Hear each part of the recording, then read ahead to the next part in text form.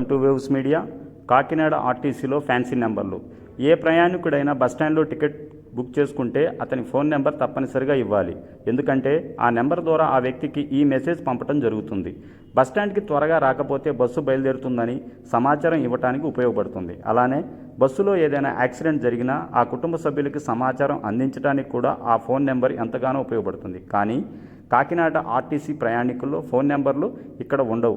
కేవలం ఫ్యాన్సీ నెంబర్లు మాత్రమే ఉంటాయి. 10 9లు, 10 8లు, మరెన్నో ఫ్యాన్సీ నెంబర్లు. మరియు పనిచేయని నెంబర్లు కారణం ఏమిటి? ఫ్యాన్సీ నెంబర్లు ఎందుకు కంప్యూటర్లో నమోదవు అన్నది ఒక ప్రశ్నగా మారింది.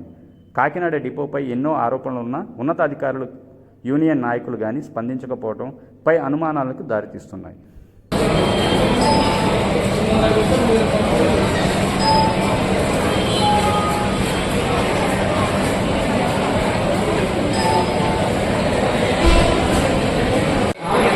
సరిగా చూడండి.